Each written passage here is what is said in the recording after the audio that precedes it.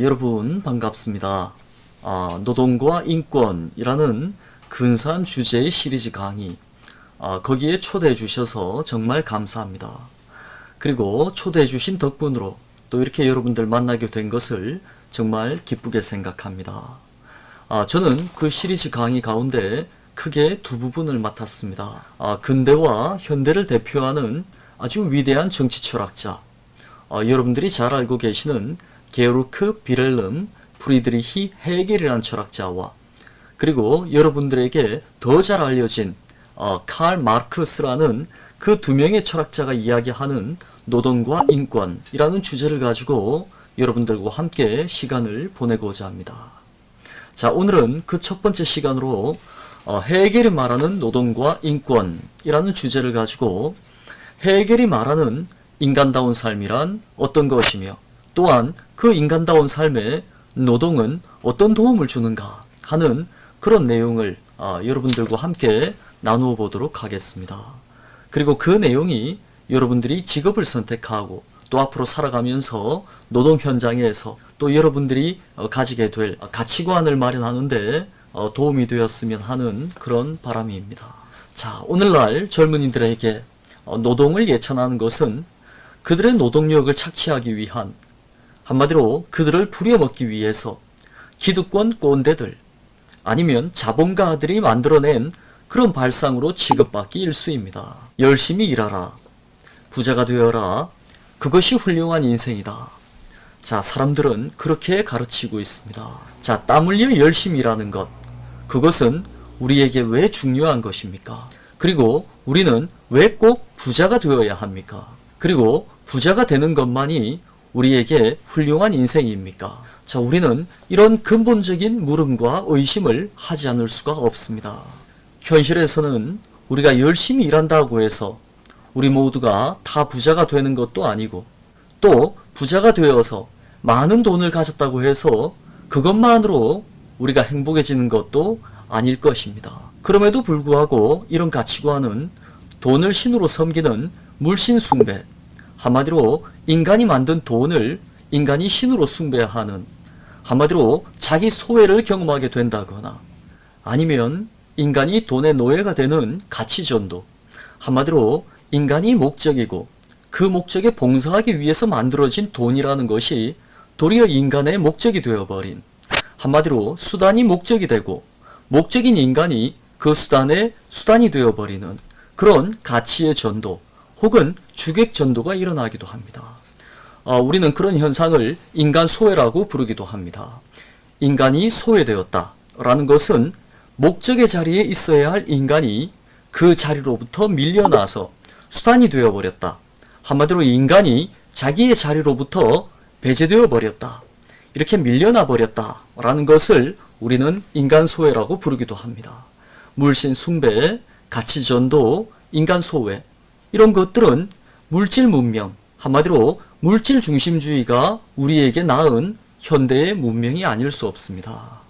돈이 주인이 되는 세상에서 인간은 자기 삶의 궁극적인 목적을 잃어버립니다. 돈이 우리의 행복을 위한 수단이 되어야 할 것을 우리가 돈을 추구하는 그런 종이 되어버렸으니 우리의 삶의 궁극적인 목적은 우리 자신이 아니라 돈이 되어버리는 것입니다. 그래서 요즘의 젊은이들은 노동, 아르바이트보다는 향유, 게누스를 진정한 삶의 목적으로 여깁니다. 우리는 노동하기 위해서 사는 것이 아니라 향유하기 위해 살아간다는 것입니다. 소확행이라든가 욜로라든가 이런 문화는 노동보다는 향유가 진정한 우리를 발견케 하는 그런 우리 삶의 본질이라고 여기는 그런 태도에서 생겨난 문화일 것입니다. 그래서 돈벌이, 취업에서도 가장 중요하게 생각하는 것은 노동과 향유의 균형입니다.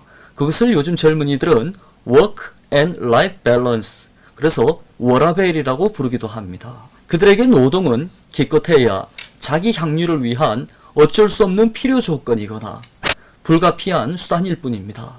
그저 노동은 돈벌이를 위한 단순한 수단, 좌합일 뿐입니다.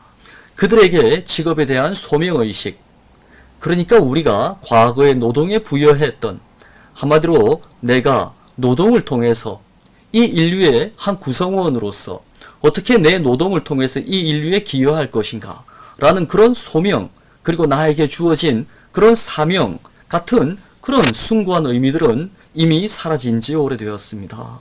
자, 이 세상 구원을 위한 나의 역할이라든가 그런 사명이라는 노동이 갖는 종교적인 의미라든가 정신적인 가치, 그런 것들은 요즘 젊은이들에게는 한낱 신화나 전설에 불과한 것입니다. 자, 이런 현대의 무의미한 노동은 인간을 고달프게 합니다. 인간은 고통을 견디지 못하는 것이 아니라 이런 무의미한 고통을 견디지 못하는 것입니다. 프리드리히 니체의 이야기죠. 자, 노동이 아무리 고통스럽다 하더라도 그 안에서 우리가 하나의 근사한 의미를 발견할 수 있다면 그 힘든 과정도 견뎌낼 수 있을 것입니다. 하지만 현대의 노동은 우리에게 아무런 숭고한 의미를 주지 못하고 있습니다. 자, 빅터 프랭클이라는 한 심리학자가 죽음의 수용소라는 그런 책에서 우리에게 말한 것도 바로 그것입니다. 의미, 우리가 살아가야 할 의미를 발견한 사람은 어떤 지옥에서도 그 고통을 이겨낼 수 있다는 것입니다. 그것을 그는 로고 테라피라고 불렀습니다. 한마디로 우리 삶에서 중요한 것은 바로 돈이 아니라 의미인 것입니다. 예술가나 철학자가 비록 돈은 벌지 못해도 자, 그 일에 인생과 열정을 쏟는 것은 바로 그 행위 자체가 주는 기쁨과 그 의미 때문일 것입니다. 그러나 현대의 노동은 오늘날 젊은이들에게 어떤 의미나 보람도 주지 못하고 그저 생존을 위한 최소한의 물질만을 제공할 뿐입니다. 또한 우리가 사는 현대는 땀 흘린 대가조차 제대로 보상받을 수 없는 그런 불공정한 사회입니다. 자, 여러분, 공정한 사회라는 것은 내가 노력한 만큼의 보상을 기대할 수 있는 그런 정의로운 사회를 의미합니다. 자, 자신의 노력이 정당하게 보상받는 사회가 바로 우리가 꿈꾸는 공정하고 정의로운 사회입니다. 오늘날 우리 사회는 그런 노력보다 행운, 그리고 우리가 가지고 태어난 신체적인 행운이라든가 아니면 그 사회적인 행운, 우리가 처한 사회경제적 조건, 그런 것들이 우리의 성공을 결정지어버리는 그런 불공정한 사회. 그래서 어떤 것을 희망해도 우리가 희망하는 것을 좀처럼 얻을 수 없는 절망적인 사회입니다. 자, 우리가 노력해도 노력한 만큼의 대가를 제대로 보상받을 수 없고 모든 것이 운명에 의해서 혹은 행운에 의해서 결정되어 버리는 그런 사회에서는 게으름이 최고의 미덕이고 합리성일 것입니다. 열심히 일해도 얻을 수 없을 거라면 아무런 노력을 하지 않는 것이 가장 효율적이고 경제적인 것이죠. 그래서 청년들은 우리의 그런 사회를 헬조선이라고 부르고 있습니다. 자, 르네상스 시대의 시인 단테 알리기에리가 신곡 라 디비나 코메디아라는 작품에서 그린 지옥도 바로 우리가 사는 이 사회의 모습과 닮았습니다. 모든 것을 희망하여도 어떤 것도 이룰 수 없는 그런 절망적인 세계. 자, 단테가 그린 그 지옥문 앞에는 이런 구절이 붙어 있습니다. 이곳에 들어오는 그대여 모든 희망을 버려라. 자, 우리는 단테가 그린 그 지옥 같은 세상에 살고 있는 것입니다. 서울에 사는 20대, 30대 청년들을 대상으로 한 설문조사에서 당신은 대한민국을 헬조선이라고 생각하십니까? 라는 질문에 젊은이들의 90.3%가 그렇게 생각한다고 대답하였습니다. 자, 자유주의적 정의. 한마디로 자유주의 안에서 평등이라는 것은 바로 기회균등입니다. 그리고 기회만 균등하게 주면 모든 사람이 노력한 만큼 얻어갈 것이라는, 그래서 그것이야말로 공정과 정의라는 주장. 그것은 어쩌면 그 사회에서 성공한 사람들이 자신의 성공을 오로지 자기 노력으로만 이루었다는, 또 그런 의미에서 자기를 과시하기 위해서 포장하는 그런 기만적인 영웅담이거나 아니면 행운을 누리지 못한 가난한 사람들의 불만을 가로막기 위해서 만들어낸 하나의 이데올로기적 장치, 위선적인 거짓말일지도 모릅니다. 존 롤스가 정의론이라는 아주 유명한 책에서 고발했던 바로 그 기회균등이란 말의 허상, 그리고 최근에 정의란 무엇인가를 썼던 그 마이클 샌델이 새롭게 출판한 책입니다.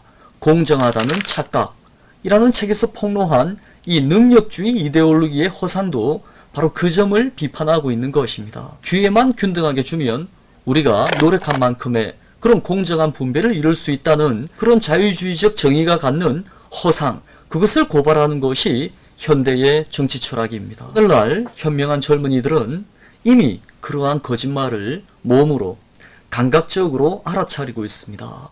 이론적으로 철학을 공부해서 그리고 개념적으로 이 시대의 모순이라든가 아니면 그런 위선이라든가 기만을 파악하고 있는 것이 아니라 이미 삶으로서 그런 모순을 자각하고 있는 것입니다. 그들은 느낍니다. 세상은 불공정하며 노동은 불행의 근원이다. 불공정한 세계 안에서 열심히 땀 흘려 일하는 것은 불행의 근원이라는 것입니다. 그런 사회에서는 최소한만 일하고 그 다음 여가 속에서 향유 속에서 나는 나 자신의 소박한 행복을 꿈꾸어야 하는 것입니다. 그래서 일하지 않고 땀 흘리지 않는 그런 건물주가 우리들의 유일한 꿈이 되고 그리고 주식 투자라든가 비트코인이 우리의 삶을 구원하는 유일한 길이 되어버린 것입니다. 지옥 안에서 유일한 탈출구가 그런 것밖에 없다면 그리고 그것이 그저 게으름과 나태함의 결과가 아니라 그들이 살아보고자 하는 그런 불공정한 사회 속에서 인간답게 살아보고자 하는 그런 몸부림이라면 노동은 불행의 근원이라는 그런 노동 혐오를 그저 게으름으로 비난할 수만은 없을 것입니다. 개미처럼 부지런하라. 땀 흘려 일해라. 내일을 위해서 오늘을 견뎌라. 자, 그런 어른들의 말. 그러나 그것은 무엇을 위한 것이며 누구를 위한 것입니까? 우리는 왜 열심히 일해야만 합니까? 그리고 왜 땀 흘려 일해야만 합니까? 그리고 우리가 내일을 위해서 오늘의 행복을 계속해서 유보했을 때 우리는 언제쯤 행복해질 수 있습니까? 어른들은 이룰 수 없는 약속들을 가지고 우리를 끊임없이 치열한 노동 속으로 들어가기를 독촉하고 있는 것입니다. 우리는 과연 땀 흘려 열심히 일하면 개미처럼 풍족한 먹이를 쌓아갈 수 있을까요? 젊은이들은 묻습니다. 우리는 왜 노동해야 합니까? 자, 이것이 오늘 우리가 던지는 문제의식입니다. 이 물음에 대해서 만약 헤겔이란 철학자가 살아있었더라면 그는 이 물음에 어떻게 대답했을까요? 그는 인간의 노동을 어떤 점에서 가치 있게 생각하고 또 그 안에서 어떤 구원의 가능성을 발견하고 있는 것일까요? 오늘은 여러분과 함께 그 대답을 들어보고자 합니다.